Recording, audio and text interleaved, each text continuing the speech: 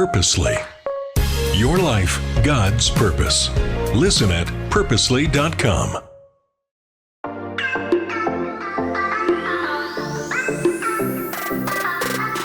Hello, everyone, and welcome to the Gospel Tech Podcast. My name is Nathan Sutherland, and this podcast is dedicated to helping families love God and use tech.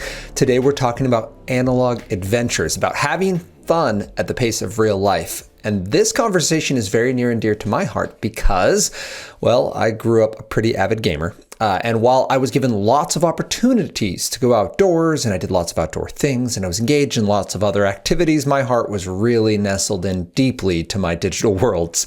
That's where I went to for joy. It's where I went to for solace. It's where I went on my best days and my worst days. It's what I got through everything else to get back to. And this is no blame to my parents. They followed all the rules you're supposed to. You're supposed to, not play on school nights. You're not supposed to play any video games. So your schoolwork is done. They made sure I had many opportunities to be engaged in school plays and musicals. And I played sports and I did activities and I went on trips and I hung out with friends. Like I did all the things you had to do, but my heart wasn't in it. My heart was really fascinated, amazed, and dedicated to my video games. They were my quickest and most consistent way to feel good on demand. That's a very attractive outlet. There's also a reason I haven't played a game in 14 years. May 15th, 2011 was the last day I played a video game because God showed me I was actually worshiping video games. So the reason analog adventures are so key in this conversation is they're the outlet for someone who might find themselves stuck. Someone who might go, oh no, video games can be fun, but I don't want them to be my life. I had to come to a spot where I was like, I don't like what's happening here. And I don't like how I handle really three specific things. I found that I was not able to rejoice with those who rejoiced and mourn with those who mourn. I had a really hard time being present because in an honest moment, most people were a problem to my ends. They were actually getting in the way of what I was doing. If they wanted to play games with me, cool. And if they wanted to play games at some point in our relationship, fine. I could get through a lot of stuff. But I didn't want to just be with you like Jesus wants to be with you because you're you and you're valuable. By and large, I was getting through a lot of my life to get back to games. And that includes, very unbiblically, the people that God had put me around. I am supposed to love them. So that was problem one. That's analog adventures when you have to go be present, doing something in the pace of real life. It's either going to expose your inability and give you a chance to grow, or it's going to develop the skills that allow you to do this thing that we've been told we're supposed to do. The second is I found I had a deficit in my ability to be amazed by the people God had made. The languages, the cultures, the countries, the locations, the stuff they made as part of their history and journey. I was a history poli-sci double major, but at the end of the day, I was like, we've done cooler stuff in video games. And that, I don't know how else to explain it. My ability to experience awe at human creation was but we do cooler stuff in video games and that's a human creation. So why aren't we just amazed at that? And I can tell you, as a participant in multiple major online games that have now just been unplugged and left to pasture, that has yet to happen to human culture. Even when the culture is exterminated, it moves on into something else. It morphs in turn. So no one speaks Latin as a, daily language. It's what we call a dead language. And yet people study it in droves. And people, so they learn it to speak it and read it. And then they learn about the culture that it came from because it matters because those people went someplace. They did something and they had an impact on human history. And the story of human history is fascinating. And God's deeply interested in it, but I wasn't because I had these other stories that we'd made up, which were fun and interesting, but not important, more important, than real life. The real life that God loved so much that he sent his only son so that whoever believes in him will not perish, but have eternal life. That real life matters, and it matters at a different rate than my digital worlds that I was living in with other people in real life, but still a digital world, one that eventually wasn't profitable. So it just got effectively deleted. And then third and finally, to be amazed by God and his creation, by nature and what God has made.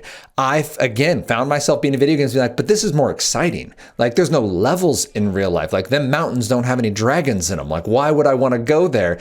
And it took me, May 15th, 2011, began the journey of me finally being but outdoors is cold and it's damp and it's kind of depressing. And it takes a lot of work and I could actually get hurt. Tell me why I would go out there. There's no epic level raids and there's no, highest level of rarity for loot drops out there. Like, what am I looking for? And I actually found that, well, part of what we're looking for is simple amazement. Amazement at sunrise, sunsets. Not the science of it, although you can get amazed at the science of it. That's part of amazement, is how the scale, how small God made and how big God made stuff. But just the amazement that it's there, that it keeps being there, and that it is an example of God's love for us. Like, being away from video games allowed me to do that. So the reason we're talking about analog adventures, the reason I started with that whole backstory, is because I have seen analog adventures repeatedly be an amazing way to show our children, to train ourselves, and to missionally love others towards the God who loves them already. And yes, Scripture is going to proclaim him, but so do sunrises and sunsets. Day after day, they pour forth speech, and they don't have to talk to do it. And even a kid who's deep into video games, or whatever the technology can be, but for me, it was video games, who's so deep that real life can't add up anymore, being at the pace of real life can show you a life that you actually would prefer more. I would want to be okay at the pace of real life, even if I'm not currently, because that's what God made us for. And that's what this is all about. This is about helping our children realize the amazement of life at the pace of real life. So here we go. As we're talking about this, we want to be deliberate with how we do it. The goal here is not simply just pull away your screens.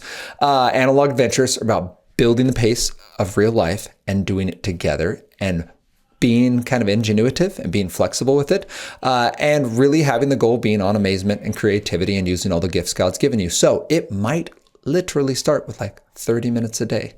It might just go, hey, you know what? Today we're going to set aside this amount of time, depending on how much tech you have. Or you might already be in a really great flow, and we're just going to build on that.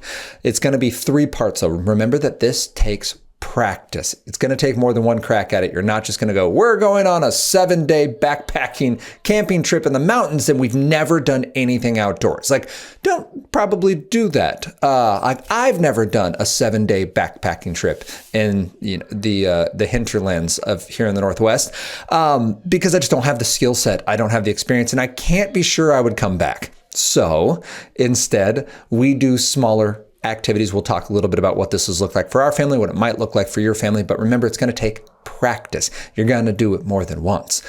So plan on it. 2 is you're going to be flexible. It's not going to go the way you planned on it. And that's fine, because the goal here is not have a perfect adventure. It's have an adventure.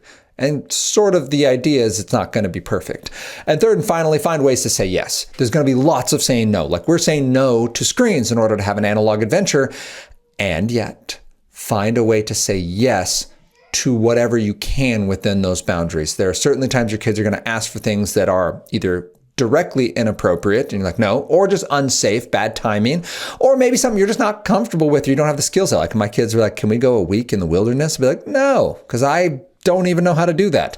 But like, I can ask a friend and we can go for 2 nights or something of that nature, which I do know some friends, and we could do that. So those would be ways to say yes.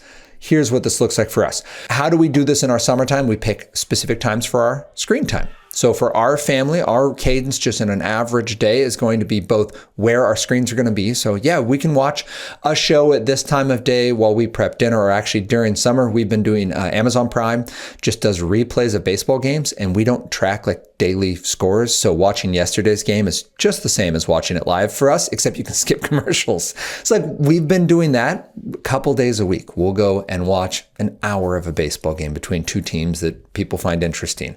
So that is an example of like, yeah, we've played outside, we've done our stuff. It's not the first thing we do in the morning, but we're doing that sometime in that 3 to 5 range, kind of around dinner.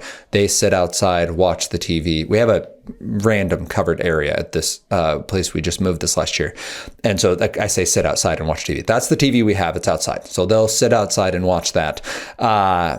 But that's a very specific time and day and a very specific content. That would be an example. We do movie nights on Friday nights. So we're saying yes to screens, but we're saying yes within a specific time. But then contrast that with, we also have a very specific time away from screens, meaning we don't do it in the morning.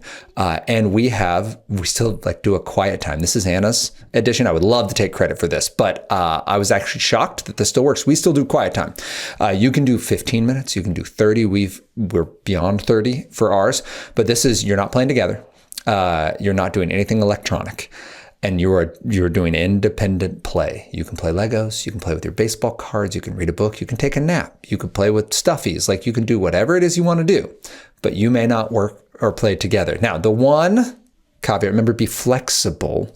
The one thing that's happened 3 days in a row now is a wonderful neighbor child comes and knocks on the door and asks, can I play with my friends? I want to say yes to that. Like if you were going to take the guts as an 8-year-old to come over and ask for someone to play and like knock on the door old school style, like I'm going to say yes. So I've just been pulling someone out of their quiet time and been like, go play out front. Because I want to say yes. I want to say yes for that kid. I want to say yes for my children. I want my children to be with kids who want people to be around them. Like that's something we say yes to. So what was I saying? Oh, be flexible. Because even your time with tech and time away might have to bend. The point is not hard, fast rules. The point is analog adventures. Make space to have fun at the pace of real life, meaning your smartphone's going to go in a drawer or go away, meaning you're going to have some time to yourself to think your thoughts and be a little bored, and also to leave mom and dad some space so that not every day has to be that 100-mile-an-hour summer pacing. Then we invest intentionally around our analog adventures. And this is as we're thinking through how do we have pace at the fun of real life, it's going to take investment. I mean, if you think about the fun we have at the pace of digital life, at the pace of light, right? Like entertainment on modern technology happens so fast, but it takes a massive investment. Smartphones, huge investment. Gaming consoles, huge investment. You're not going to find one under $300. And some of them are up to $800 unless you get into PCs, and then they're a couple $1,000s. So we are talking, that's a major investment. So what are you investing in? You don't have to go and spend tons of money today. But I acknowledge Legos are expensive. We spend a lot of birthdays and a lot of Christmas on these things. Art supplies, very expensive. Birthdays and Christmas are amazing for this. I've mentioned before, our kids got into airsoft. We talked to the cousins and we said, is everyone ready to try this? All the family said yes. And that's all they got. They got eye protection and airsoft guns and BBs. And like, if you're not familiar with airsoft, it's like what we used to do with little pump BB guns growing up, but we don't shoot metal BBs at each other. They're plastic. And it's a sport, I guess. It's an activity outside that the kids get to do. And the beautiful part is it's an excuse to get together. They'll play for a few hours and then they go and do all their other stuff. They jump on the trampoline and run through the woods. And like, it's not the only thing they do. It's an inspiration for other fun with these people that they already enjoy. So we have certain times for screens. We have certain times for away from screens. We're going to be intentional in saying yes to opportunities. We'll come back to that. And we're going to invest in these analog adventures. And then lastly, I would say find a way to get outside. And in our family, we're not great at getting outside. I'm not a natural outdoorsman, as it were. So we try to kick off summer with there's a beautiful spot over in central Washington called Leavenworth. It's like on paper, it's a very odd idea. It's a fake German town, but like that was like their branding thing. It's like, we're going to be a tourist trap for a German town. And it just so happens to be located in an amazing wilderness right next to an area called the Enchantments. Google it. The Enchantments are amazing, which are now like a national preserve. And so you look at these gorgeous mountains with this beautiful rivers in the area, but Icicle Creek and the other rivers in the area are beautiful, running through this town. And you can hike and you can walk and you can, for a reasonable amount of money, get 2 nights away and do some hiking and do some swimming and do some biking and do some time together and like just go have some fun and be in nature within your limits, right? We know that we're kind of glampers. Like we're not doing the 7-day trip, but it's still a priority for us and we make it happen. With that in mind, what can you do then on the day-to-day?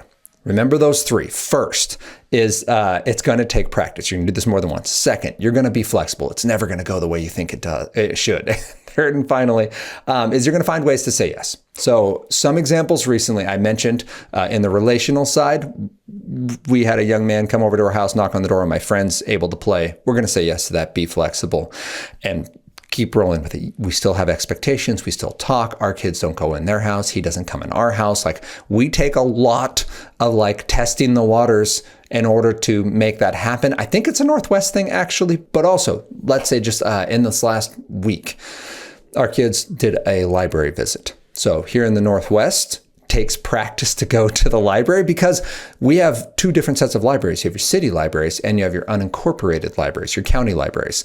So if you live in a city, you go to your city library. Our city has a library. You have to go to that. If you try to go to a county library, you don't have a membership there unless your city's been annexed into the library area. Anyway, it isn't, what would you say, intuitive? It's not something that just makes sense because of the name and you can kind of figure it out. Like you're going to go and there's a chance your kids can't check out books. Like it's really annoying. But it's worth the practice of learning how libraries work. Libraries are a beautiful and old idea of storing information and knowledge and experiences that you can participate in whenever you get around to it. That's a cool concept. Also keep in mind that as you go, it's going to take practice for how to find your way around, how to teach your kids how to find their way around, how to know where the right books are and the wrong books are. There are some books that aren't healthy for your children to be around. That maybe even the covers will bring up some questions that you're not ready for or suggest some ideas that you're going to have a hard time combating. So we need to think that through. It doesn't mean don't go to your library. It means it's going to take some practice and we're going to have some conversations. We don't just say yes to every book. Then be flexible because there might be a play area at your library, or your child might bring you a book that you didn't talk about getting or that you know nothing about. We had 3 different series brought to us. Like, what about this one? My friends talked about this one. Can we get this one? Like, hey, we don't know. We've never even heard of that series. And like, we can't make that decision right now because we're watching your little sister. So let's write it down. Let's come back later. We're going to be flexible with this. I'm not just going to say yes because you brought it to me. We came here for whatever it might have been. Your child might bring you the audio version. Like, I want this audiobook of Adventures in Odyssey. Can we get it? You're like, well, I know that. We listened to it growing up. I didn't expect an audiobook, but sure, we can be flexible. If you need help on this Gladys Hunt's book, Honey for a Child's Heart, great start. It's a wonderful book. You can get off Amazon, or you could probably rent from your local library. And it does a great job of giving you books by age and by interest that have worked consistently. And we have always been able to find something for our children as young as 5 and 6 to read to them to read with us, to them to read to us or just on their own. Consistently fun books, good books that have solid writing, excellent plot and story. There are some stories that just aren't worth reading, that you almost feel like you get dumber from reading them. And then are thematically appropriate for children and for parents who have biblical understanding of reality and truth. So Gladys Hunt, Honey for a Child's Heart is a great book list. Also, people with, I want to say it's Sarah McKenzie with the Read Aloud Revival has some great reading books that you can read as a family. So you can look up her resources as well on Amazon. So in this series, we then found that, or in this experience, we found 3 series we didn't know anything about. We researched it. 1 is going to be fine. 1 is not fine because the writing is so terrible. We do not want our children to read it. Like, this is not, it's one of those ones that's written by like 6 different authors and the plot doesn't make any sense. And they basically are just churning out money-making content. Like, I won't even name the series because some people might love them, but like, no, like that doesn't line up with our expectations for what you're going to read.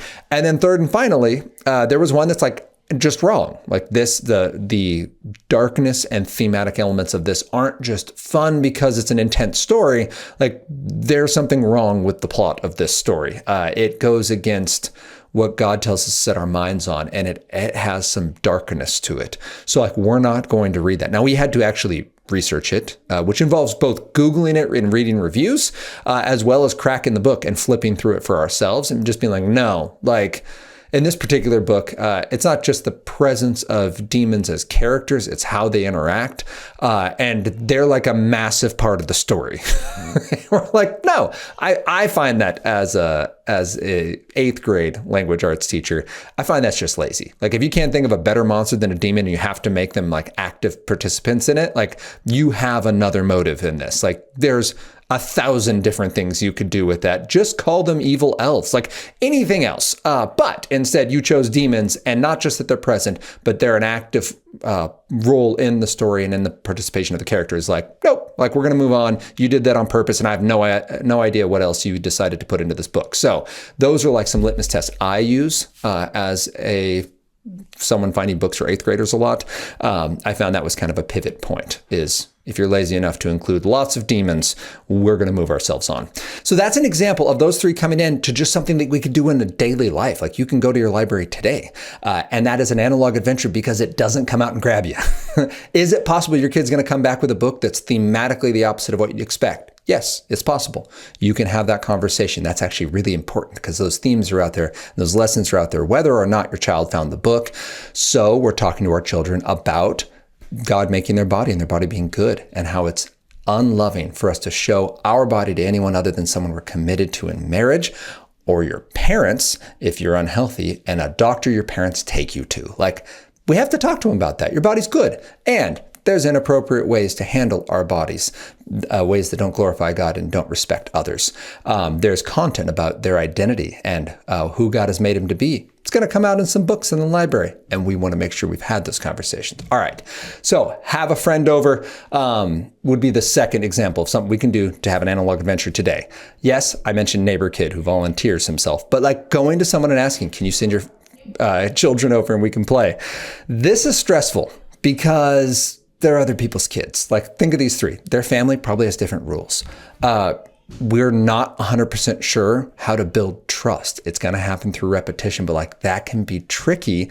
If your child goes over there and you're like, hey, here's our rules on screens and accountability and like whatever the other expectations, who's going to be over, who's going to be home, how many siblings do you have, what ages are they? Like these questions can get uncomfortable because you feel like you're giving them the fifth degree, and it can be hard. Third and finally, entertaining can be tough. What if that kid gets bored? What if they don't like your family? What if they don't think what you think is cool? And like now your child feels like there's a lot. And it's really important in analog adventures to have fun at the pace of your life with others.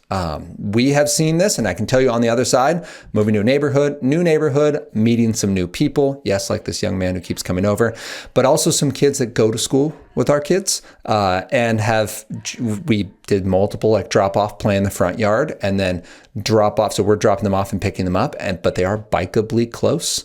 So this last week, those boys biked over and our kids jumped on their bike and biked off. And I was able to snag just a video because from our back step, you can look through the trees and see the road they go down, and they're just bombing down the road of this neighborhood on their bikes with helmets and like all that. But like they went on what ended up being like an 11-mile bike ride just through the neighborhood, just doing loops, right? Which I lived kind of out in the woods growing up, so this was not an experience I've ever had as a child. But that little bit of independence. Now, keep in mind, they've walked places first, and they've done short bike rides, and they've biked with us. Like, they've shown responsibility and awareness of location and safety protocol. Like, they've done those things. So this is a level of responsibility and risk we are willing to have, and we've met these kids a lot. We now know their parents. We know their expectations. We know we're on the same page. They know our expectations for screens, and they're very similar, although they have a few more screens and a few more systems in their home. But they respect and have repeatedly respected our expectations for our kids. And that's wonderful then. So now we're to the spot where like, all right, we're not all the same, but we can be close enough that our children can be safe while hanging out with your children. So I'm sharing that because that is something we have prayed for, something we've worked towards, but you can't make happen. Like, all you can do is invite them and practice a bunch and just try to make it work. And that is something I'm encouraging you to do. Pick an hour. Maybe it's 90 minutes they can come over and you can drive them both ways. You pick them up, you drop them off, or whatever. The idea here is, how can we practice it? Just get reps. Be flexible with how that goes, knowing that not everyone's going to be a BFF forever. Sometimes you just need someone to come over and hang out. And then third and finally, recognize that, what was my third and finally? Oh, we're going to find a way to say yes. We're going to find a way to make it happen in a way that is safe and appropriate and exciting. Which brings us to third and finally is, how do we make the adventure? We start local and safe. Then we expand by including others to the local and safe. And then we continue to grow our adventures to where our interests and awe and amazement take us. But we're going to keep doing it by practicing it repeatedly, by being flexible, and remembering that we're going to say yes as often as we can. find a way to say yes, not by compromising your beliefs or their safety, not by just giving them more technology that's the lowest common denominator because you know it'll be exciting, because it will be, but by making space for the exciting tech and making space for the analog adventures. So while I could say lots more words on this, and I had more written down, I'm just going to stop right there. You today can begin analog adventures with your family. You can have fun at the pace of real life by making space for that, saying this is our 30 minutes where we're going to go on a walk. This is our 30 minutes we're going to go throw a ball. This is our 30 minutes we're going to play a board game. This is our 30 minutes we're going to get on Art Hub Kids and do a drawing together. Or if you don't want to use anything digital, which I get, I would still say that's at the pace of real life because you can pause it and you do it along with them. It's slow, but you can get their little workbooks. You can go get any art workbook you want. That's just more my speed. That's about the level of artistic ability I have. But you can do this with your family and you can start today, because these are the skills your child needs to be able to do what Jesus tells us to do, to rejoice with those who rejoice and mourn with those who mourn, to be present with others, to be amazed at what people have made, to recognize that this matters because someone God made it. So it isn't valuable in itself and worthy of worship, but it shows someone who was made to worship. And maybe it shows what they worship wrongly, and that's still important to know, but maybe it shows what they worship rightly. The music they make, the art they create, the stuff they build and invest their lives, hearts, and energy into matters because they matter. And third and finally, we're going to be amazed by God. We're going to get out in nature. We're going to see creation. Go ahead and pay $10 for a month of Peacock and watch The Americas.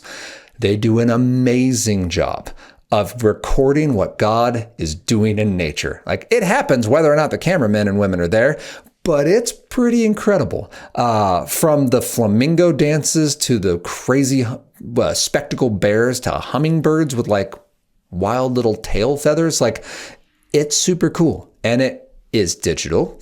It's an experience you can invest in with your family. Again, it's worth the $10 admission price and will make you more amazing. Maybe then you go and get the books on the critters and make that your analog adventure. But whatever it is for you and your family, I hope that this equips you to begin this practice, to go ahead and get some of that practice in today, be flexible, and remember to find ways to say yes. If you have any questions on this, you can reach out to me, Nathan@gospeltech.net. If you want any other resources, check us out at gospeltech.net, or you can find more of these podcast episodes. We are a 501c3 nonprofit, so if you'd like to financially support us, you can go to gospeltech.net/donate.